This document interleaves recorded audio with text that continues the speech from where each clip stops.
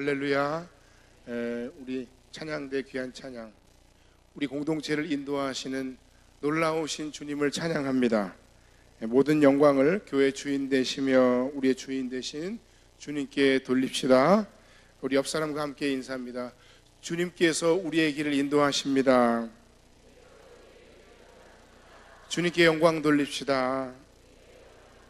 한 주간 고생 많으셨습니다. 다 잘 될 겁니다. 할렐루야. 금요일 밤부터 시작된 저녁 집회 순간부터 어제 오늘 이 시간 이르기까지 참 놀라운 하나님의 은혜들을 우리가 바라봅니다. 조장되시는 분들이 나와서 막 환영하고 성도들을 맞이하는 그런 광경에서부터 시작해서 우리가 모든 진행된 순서마다 누군가 한두 사람의 열정으로 그들의 삶이 바뀌고 그리고 환경이 바뀌는 모습을 보면서 이게 정말 우리가 하나님 나라를 위해서 해야 하는 일이었는데 하는 그런 도전을 아마 어제 아침에도 받으셨을 겁니다. 또 그 열정과 방법을 겸손히 배워야 되겠다라는 그런 생각부터 또 어제 오후에는 하나님께서 우리에게 말씀하신 대로 미리 준비시키신 교회의 다음 세대 사역에 대한 그 청년들과 사역자들의 진솔한 이야기가 우리에게 많은 것을 일깨워주고 또 하나님께서 우리 공동체를 통해 하시려는 일들을 깨닫는 의미 있는 시간들이었습니다. 또 누군가의 아주 섬김으로 너무 재밌었죠. 어제 레크레이션. 어제 레크레이션 참석하신 분들은 그야말로 이거 말로 표현이 하면 안 될 거예요. 목사님이신데 아주 재밌었습니다.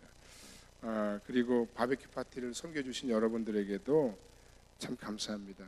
아무튼 2018년에 이 가장 뜨거웠던 성금교회의 여름 사역이 이제 오늘 전가족 수련회를 마침으로 다 끝 막을 내립니다. 수고한 모든 사역자와 모든 교사들과 봉사자와 물심양면으로 수고하신 우리 모든 성도님들께 진심으로 감사의 말씀을 전합니다. 아직 끝난 건 아니지만 오늘 오후까지 우리 장로님이 기도하신 대로 성금교회의 사명 선언문을 만들고 공동의 기도문을 함께 나누는 그 모든 과정에 이르기까지 앞으로의 모든 과정 속에서 우리를 신실하게 인도하시는 그 하나님으로 인해 우리가 순종하며 나아갈 때 놀라운 은혜가 우리의 삶에 임할 줄 믿습니다. 요즘 들어서 책임 있는 행동을 해야 할 사회의 지도층들의 부적절한 언어와 언행이 자주 도마에 오르내리고 있습니다. 고위공직자들, 또 정치인, 재벌가의 자제들, 또는 목사들, 또는 특별히 대형교회 목사님들, 하나님께서 다른 사람들에게 주시지 않은 정말 특별한 귀한 은혜들을 그들에게 주셨는데, 여러분 제가 목회하고 또 한 살 한 살 또 더 나이를 먹어가고 또 목회 연수가 늘어나면서 정말 많이 고민하는 그 단어 중에 하나, 그게 뭐냐면 바로 목회자다운이라는 생각. 어른 세대가 어른다워야 하는데 그 어른다움이라고 하는 것을 지켜내기 위해서 얼마나 많은 힘든 일들이 있는지 여러분들은 아마 많이 느끼실 겁니다. 성경에서는 하나님께서 우리에게 받은 만큼 책임을 물으신다는 그런 구절이 있습니다. 누가복음 15장에 보면 거기엔 예수님의 종말론이 기록되어 있는데 너희도 준비하고 있으라 생각하지 않은 때에 인자가 오리라 라고 말씀하시면서 48절에 정말 놀라운 말씀, 정말 두려운 말씀을 우리에게 주고 계세요. 물은 많이 받은 자에게는 많이 요구할 것이요 많이 맡은 자에게는 많이 달라 할 것이니라. 하나님 정말 많이 주세요. 물질도 많이 주시고 명예도 높여주시고 그리고 심지어 특별히 나는 다른 사람에게 주시지 않은 성령의 능력과 은사들도 충만하게 부어주세요. 다 좋습니다. 많으면 좋지요. 그러나 기억해야 할 것은 그만큼의 하나님 앞에서 받은 청지기들로서 우리에겐 그만큼의 책임감이 따른다는 것, 책임이 따른다는 것을 우리가 알아야 됩니다. 그 많음의 양만큼이나 그 책임이, 그 무게가 나에게, 우리 각자에게 주어진다는 사실을 우리가 놓치지 말아야 되겠습니다. 위에서 언급한 사회 지도층이나 고위공직자나 재벌, 심지어 대형교회 목사님들을 비롯한 저 같은 목사들에게 하나님께서 정말 엄청난 것들을 허락하셨습니다. 어떤 이에게는 물질을, 어떤 이에게는 명예를, 또 다른 이에게는 성령의 은사들과 그리고 많은 사랑을 받는 그런 복을 주셨습니다. 우리가 혼자 잘나서 그렇게 주어진 게 아니라는 걸 우리가 알아야 됩니다. 잘 사용하라고 하나님이 주셨다는 걸 우리가 깨달아야 합니다. 책임을 져야 합니다. 그래서 때로는 하고 싶은 말도 못할 때가 있습니다. 그래서 때로는 내 개인적인 감정에 충실하지 말아야 될 때도 있습니다. 그런데 여러분, 오늘 이것은 비단 어떤 특정한 사람들에게만 해당되는 이야기라고 생각해서는 안 됩니다. 오늘 아침에 이 말씀을 듣는 여러분들에게도 하나님께서 똑같은 은혜 받은 자로서의 책임을 묻고 계시다는 사실을 여러분들과 함께 나누고 싶습니다. 구원받은 하나님의 백성으로 또 하나님의 놀라운 초청을 받은 우리 공동체입니다. 우리의 삶을 인도하시고 우리를 그 놀라운 하나님의 나라의 그 사역에 공동체로 함께 초청하셨습니다. 우리가 지난 5주간 이것에 대해서 계속해서 말씀의 은혜를 나눴습니다. 그리고 그 모든 것을 감당할 수 있는 여건도 하나님께서 우리에게 허락하셨습니다. 아유, 목사님, 우리가 너무너무 힘들어요. 우리 교회 어떡하지요? 배부른 소리입니다. 정말 힘든 분들도 정말 있을 거고, 그러나 우리가 힘들다 그러면 다른 교회는 뭐 어쩌라는 겁니다. 하나님은 우리에게 하나님의 초청에 순종하고 그 일에 용기 있게 대답하고 나아갈 수 있을 만한 충분한 능력, 충분한 여력, 충분한 여건을 허락해 주셨습니다.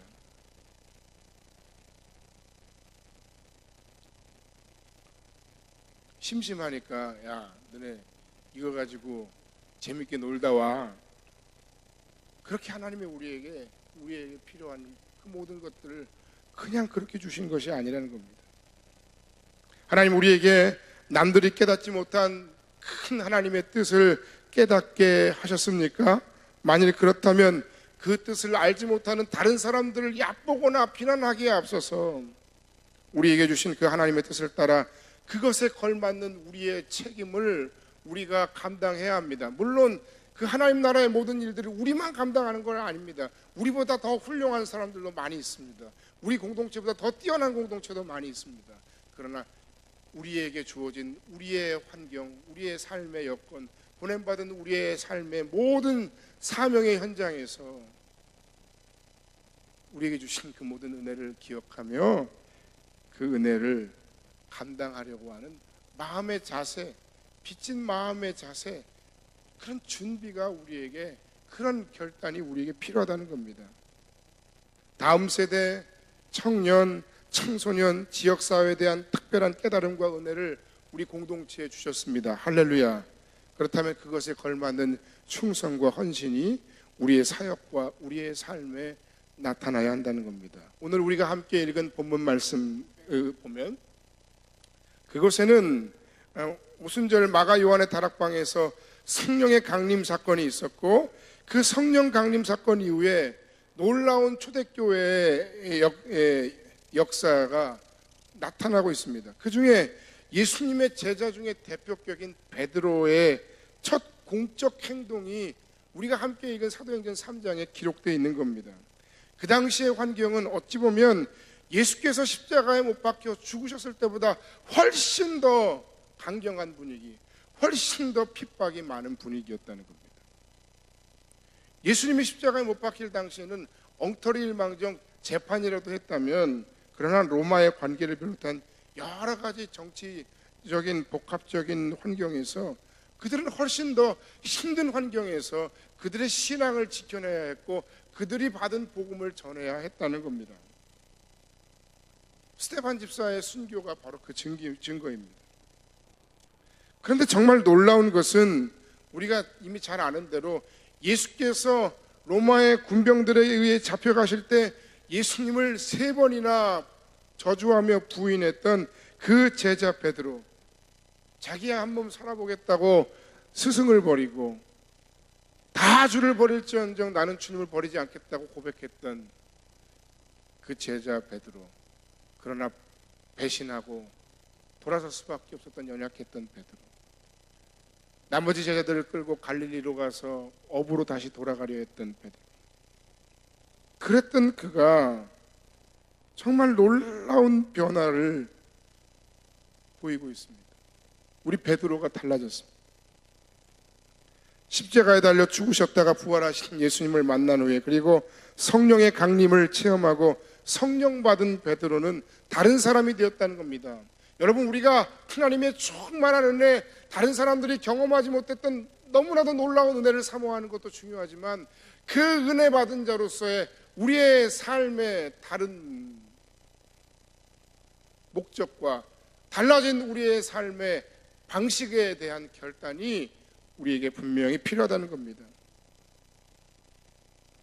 베드로가 달라졌다, 이것이 의미하는 바는 베드로가 부활하신 예수님을 만나고 성령을 체험한 이후에 은혜 받은 값을 했다는 겁니다. 그리고 그는 삶과 사역의 현장에서 하나님의 부르심에 용기 있게 응답하는 삶을 살아냈다는 것입니다. 그는 먼저 담대하게 선교적인 발걸음을 떼었습니다. 그가 제9시에 본문에 보니까 기도하러 성전에 올라갔다고 했는데, 그 시간은 오후 3시이고 그 시간은 마침 유대인들이 기도하는 시간입니다. 과거 같으면 그는 유대인이 두려워 그 시간을 피해서 갔을 겁니다. 그들과 멀리 떨어져 가려 했을 것입니다. 그러나 그는 담대히 그 시간에 성전으로 올라갔습니다. 그리고 그 발걸음은 하나님께서 그를 사용하실 놀라운 선교적인 사역 사건의 시작점이 되었습니다. 그리고 그는 하나님의 마음으로 다른 사람들을 이제 바라볼 수 있게 되었습니다. 그가 만난 성전 미문에서 나면서부터 못 걷게 된 앉아 구걸하던 사람을 주목했습니다. 사실은 어제도 봤을 겁니다. 그 전에도 봤을 겁니다. 그가 날마다 기도하며 올라가던 중에 매일매일 보이던 사람이었을 겁니다. 그런데 베드로가 그 사람에 대해서 다른 시각을 가지기 시작했습니다. 다른 눈을 가지게 되었습니다. 안 보이던 사람이 보이는 겁니다. 내 주변에 있는 안 보이던 누군가가 보이기 시작하는 겁니다. 그냥 보이는 것만 아니라 내 주변에 있는 사람들이 달라 보이는 겁니다. 내 자녀가 달라 보이는 겁니다. 우리 남편이 달라 보이는 겁니다. 내 아내가 달라 보이는 겁니다. 우리 지체가 달라 보이는 겁니다. 내가 날마다 지나가다 그냥 왔다 갔다 다니면서 보았던, 매일같이 만났던 그 사람이 달라 보이는 겁니다. 여러분, 이게 무엇입니까? 이것이 바로 은혜입니다. 이것이 바로 은혜 받은 사람의 달라진 시각입니다. 내가 관심 갖지 못했던 사람, 내가 그동안 생각하지 못했던 사람, 내가 그동안 보지 못했던 관점이 은혜 받은 이후에 생겨나는 것입니다. 2018년도 성문교회 전가족 수련회, 그리고 모든 여름 사역의 과정들, 그리고 5주간의 그 모든 하나님의 초청이라는 말씀 가운데서 이제 우리가 하나님의 은혜 앞에, 하나님의 부르심 앞에, 하나님의 초청 앞에 응답해야 합니다. 어떻게 응답해야 됩니까? 우리의 달라진 관점으로 바라봐야 됩니다. 부정적으로 보이던 그 모든 부분들이 긍정적인 부분으로 바뀌어 볼 수 있어야 하는 것입니다. 똑같은 것도 어떻게 생각하고 어떻게 바라보느냐에 따라서 정말 너무나도 놀라운 감사의 조건이 되기도 하지만, 반대로 왜 하나님 나에게 이런 시련과 고난을 나에게만 허락하십니까? 그렇게 보일 수도 있어요. 왜 멀쩡한 교회 놔두고 우리가 교회를 이전해야 됩니까? 그렇게 생각할 수도 있어요. 그 관점의 차이예요.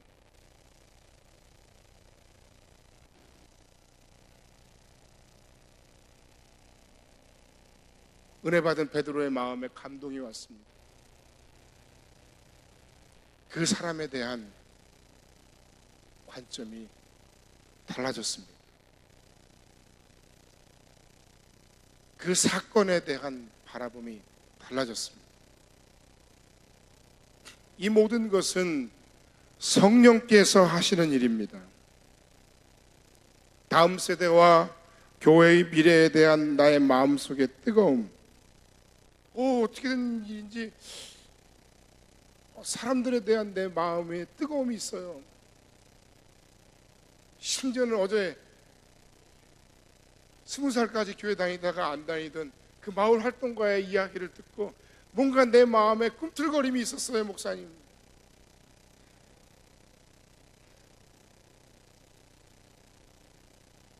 뭔가 부끄러움을 느꼈어요. 다음 세대에 대한 그런 관심, 청년들에게 대해서, 청년들에게서 직접 자신들의 현실과 교회에 바라는 그런 내용, 이야기들을 들으면서 내가 저들을 위해 기도해야 되겠다는 마음이 생겼어요. 저들을 위해 내 주권을 양보해야 되겠다는 마음이 생겼어요. 성령께서 하시는 일입니다.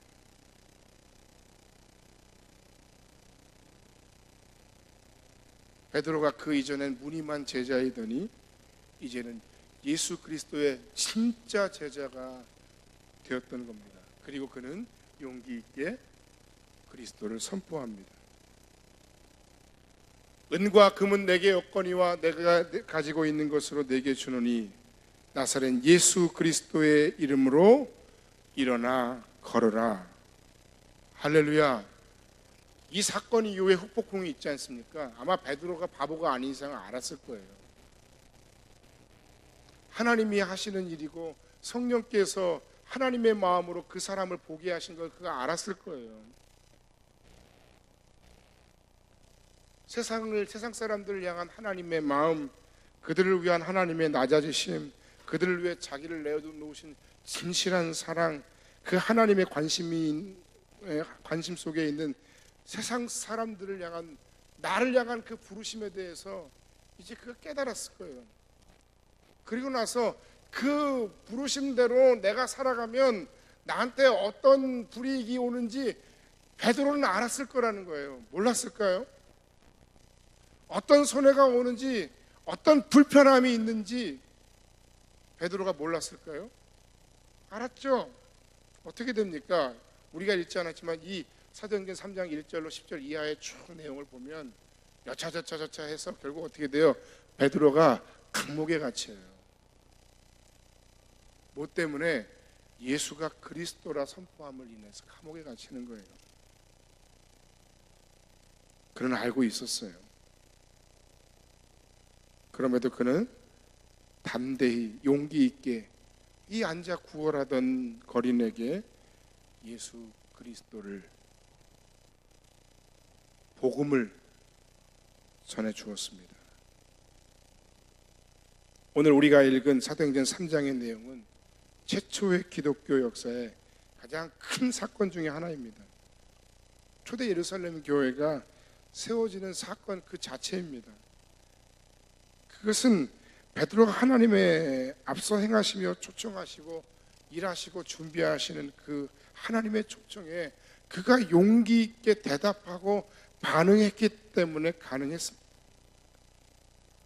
이렇게 하나님께서 베드로에게 행하셨을지라도 만약 그가 용기 있게 담대하게 선교적인 발걸음을 떼지 않았다면, 순종하지 않았다면 어떻게 되었을까요? 물론 다른 사람을 통해 역사하셨을 수도 있습니다만, 따라합시다. 하나님은 당신의 자녀들의 믿음과 순종을 통해 하나님의 일을 행하십니다. 할렐루야.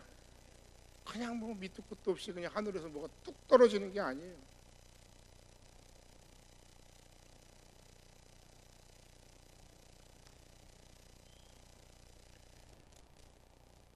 하나님의 초청에 용기 있게 응답하는 성음교회 공동체가 되기를 간절히 바랍니다. 하나님은 우리의 앞서 행하시는 분이십니다. 여전히 일하시는 분이십니다. 하나님은 우리를 초청하시는 분이십니다. 하나님은 우리로 하여금 다음 세대를 비롯한 하나님의 위대한 사역들을 준비시키시는 분이십니다. 그리고 우리를 공동체로 함께 부르시는 분이십니다. 이번 수련회 기간 내내, 여름 사역 내내 우리가 함께 나누었던 말씀입니다. 우리에겐 특별한 하나님의 은혜가 임했습니다. 구원받은 하나님의 자녀일 뿐만 아니라 하나님 나라의 회복을 위한 하나님 나라의 사명자로 부름받았습니다. 우리의 선교적 예배와 선교적 삶을 통해서 누군가의 쓰러진 삶을, 무너져 내린 삶을 다시 세우고, 우리들의 선교적인 삶을 통해서 이 지역의 청소년과 청년들을 문화로 섬기고 지역사회를 좀 더 구체적으로 따뜻하게 섬기는 공동체의 일원으로 우리를 함께 부르셨습니다. 어떻게 해야 될지 잘 모르겠어요.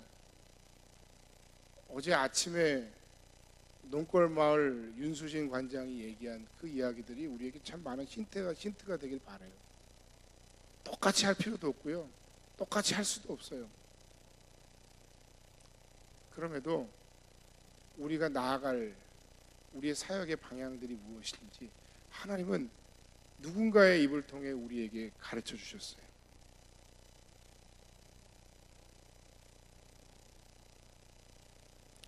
이제 하나님께서 우리에게 행하실 위대한 일들을 믿음으로 기대하고 우리 성음교회 공동체도 담대한 선교적인 발걸음을 뗄 수 있기를 간절히 바랍니다.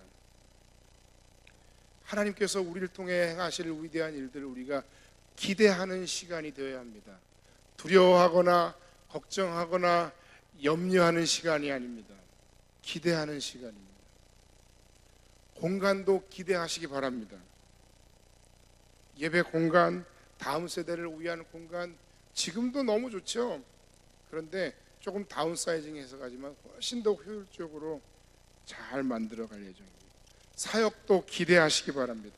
지역과 다음 세대와 그리고 성도들을 양육하고 케어하며 조금 더 전문적인 사역을 우리가 감당할 수 있도록 하나님께서 우리를 통해 일하실 줄 믿습니다. 다음 세대를 위한 사명을 감당한다고 해서 장년부는 신경 쓰지 않겠다라는 뜻이 아니에요. 교회의 주인이 지역의 비신자와 그리고 다음 세대라는 그런 마음과 그런 관점으로 우리가 사역하고 목회해야 되겠다는 이야기를 한 거지, 여러분들 신경 안 쓰겠다는 얘기는 말도 안 되는 얘기 아니겠습니까? 우리 예배는 더 견고해질 것이고 더 풍성한 하나님의 은혜를 구할 것이며 우리의 소그룹은 주의 은혜 안에서 더 안전하게 세워지고 그리고 서로의 삶을 지탱해주고 서로의 연약한 삶을 세우는 그런 모임들이 될 것입니다. 할렐루야.